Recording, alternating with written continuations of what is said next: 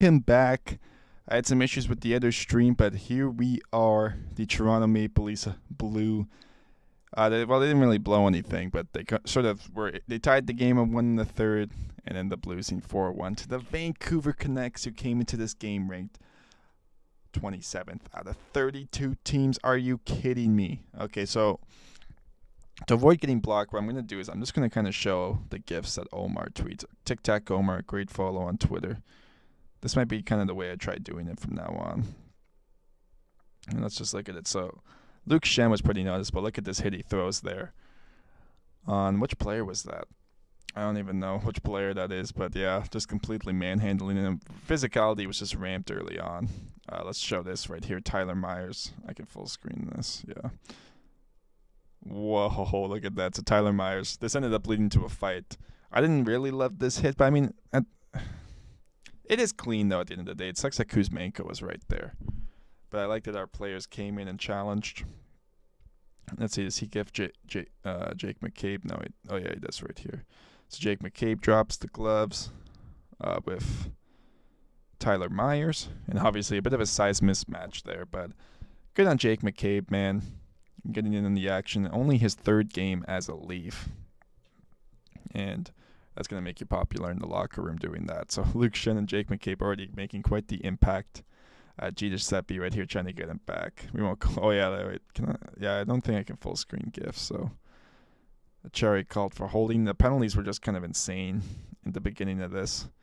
William Nylander was able to force a turnover. He leads the NHL in breakaways, I think, generated this season, or maybe it's even been the past few seasons. He's been a bit better at capitalizing on them this season, but gets robbed there. Luke Shen still fighting guys. JT Miller, awesome gif right there. And then let's go a bit. Okay, yeah, Bunting, O'Reilly, Lafferty seems to be working so far. I like this line in the first period. And it sucks because Ryan O'Reilly in the second period gets hit by an Austin Matthews shot to the hand and never returns. And then he never ends up coming back from that. John Tavares got leveled in that second period again. Oh, no, first period, yeah. It was, I think, yeah. 2 huge hits against him in the first period. And then passes to Matthews and Tavares nearly deflects it. The Leafs were so close, man. They hit a few posts. Nylander, I didn't see this. Nylander disrupts Kravtsov, or he just takes it off him. Yeah, like a Nylander. He's been really good at that too. And then let's check this unprotected park got hit. Oh yeah, so this is the play where Austin Matthews. This is going to be a storyline, guys. Is Austin Matthews even more? Because we already think and suspect that he's been playing injured this season. There's another play there where he gets hit hard in the hand. It doesn't really show it that well. Let's see. Oh, no, not hand, leg. O'Reilly got hit in the hand. So it's going to show Matthews right over here. Yeah, he gets hit in the leg. Goes down hard. Not good, man. Not good. Riley lobs a pass to Meyer. This was a creative play. This is Morgan Riley when he's at his best, making creative plays like this. The Canucks in the neutral zone can't really intercept it. It was actually a good defensive play there by Joshua, I think, forcing Marner back, but Mitch was able to draw a power play because of it. They weren't able to capitalize, though. And, man, Austin Matthews returned. I was kind of shocked. A lot of people thought he would. We didn't even know. I mean, Kevin Biesca's on the intermission saying, oh, yeah, Matthews might have a torn MCL, a slight fracture. And everyone's like, what? And, man, pretty funny. Oh, yeah, Murray and Riley playing goalie. This was a crazy sequence. Here, I'll go full screen for it. And stuff like this in the playoffs, man, is going to be occurring. You see all these bodies in front. Tampa Bay Lightning are going to crowd up that crease, whether it's Samsonov or Murray in net. Wow. Good thing they were able to keep that out. Tyler Myers is right there. Good on Yarncrook to grab him.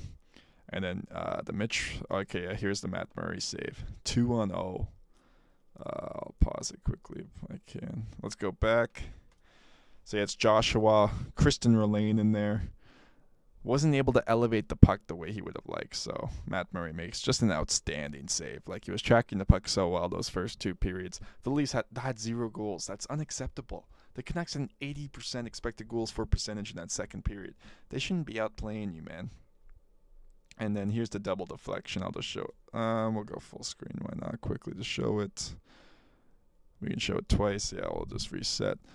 Good use of the flanks there in the power play to get it back to Hughes for the point shot. JT Miller screening Murray, and then it ends up getting a double deflection. Kuzmenko gets it, then it goes off of Hull's leg on the inner part there, the inner knee really, and it bounces into the back of the net. So good work there to tie the game for the to get the lead. Sorry, for the Canucks. That was the game's first goal. And man, yeah. So then just crazy sequences. Quinn Hughes robbing Matthews there. He likely scores. Just no puck luck at all for the team. And then this pass though by William Nylander. He didn't need luck for this. This is all skill. The super Swede William Nylander spots John Tavares in front. The Canucks defender there wasn't able to really do anything. That was Dakota Joshua, former Leafs draft pick. And great work for his 28th goal of the season. Of course, Alex Kerfoot hit the post completely. It shows it better here. Yeah, see, like a Kerfoot. Off the crossbar, man. He got promoted to the first line tonight. I don't want to see him. If we're in the playoffs and Kerfoot's on our first line, that can't pay you, man. And then here we'll go full screen for this as well. Elias Pettersson scores shorthanded. Just a nifty goal, man. Inexcusable that the Leafs were like that, too. Matthews was barely skating back. I think it was John Tavares that kind of made a poor play there, too, that even allowed that 2-on-1 to occur. Not good. Oh, yeah, this is hilarious. Look at Michael Bunting. He did the Bennington. Now I can tell you a lot of fans aren't going to be happy. They're going to be like, oh, Matt, what are you doing, Bunting? And I mean, I don't know. I don't mind the antics, though. But, I mean, you're down 3-1. So I get that's not the best. And then JT Miller makes it 3-1 here. Pettersson gets a nice feed to him, shorthanded. And then Austin Matthews is the one back. I'll show it once again just because get a clearer view. My, oh my. Nothing could go right, man. And then what's this? Oh, is this Nola Chari? He's mad. Oh, look at that. Yeah, he hits him. I remember seeing that live, yeah. He hits... Who's 44? I mean, the Canucks have some guys that I don't even know the names of because obviously they made a few changes. Their decor, a lot of them I'd barely even know. Oh, Noah Jolson. Is that Noah Jolson? Maybe that's who that was. All right, I don't even know at that point. I'll have to learn. And then, yeah, this is how I chose the thumbnails. Yeah, this. And I was like, oh, this has to be the thumbnail. This Leafs fan crying. They were chanting, like, go Leafs go at the Rogers Arena tonight. So that was pretty sick. And then, yeah, we got to talk about this. Yeah, can we go full screen? Ryan O'Reilly, man. I think that might even be the same hand he broke earlier in the season. It's broken. Oh, my God, man. The Leafs will have no luck at all. I mean, I don't think he's going to miss the playoffs or any serious time. He did come back and play like a shift after this. And then, because there was still some time left in the second, but no time in the third period. So that's basically all the show here in terms of that footage. Let's look at some of the stats. So obviously the Leafs went 11 forward, 7 tonight. O'Reilly went down. Matthews went down. So large portions of this game, the Leafs were playing with just 10 forwards. So pretty miraculous overall, but nonetheless... look at Luke Shen here, leading the way. He's actually been pretty good in both games. He had, I think, a 56 expected goals for, and then this one, it's not actually. Okay, there we go, 77.8. And I thought he was. I mean, obviously, despite the huge hits he was getting, just really strong overall. And I've actually found his breakup passing to be good.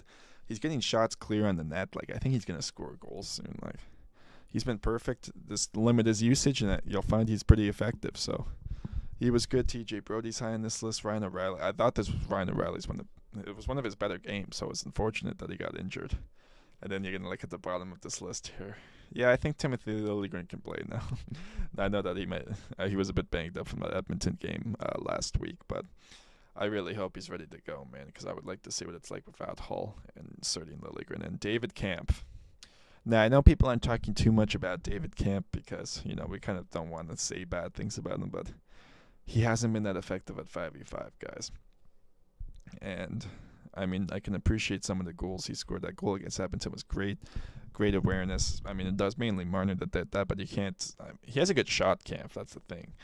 And, I mean, hopefully come the playoff times, he can score like a short-handed goal like he did in Game 1, and he can come through. I mean, he scored 2 big goals, but in this regular season, man, I just find whenever he's out there, the Leafs are often getting outplayed, and I kind of feel like his defensive metrics and his value is a bit overrated at this point, considering the amount of players we got that kind of play a similar game. But nonetheless, looking at other names, Erik Gustafsson, I know he kind of ranked low there. There were times where I think he's going to start to look better and better.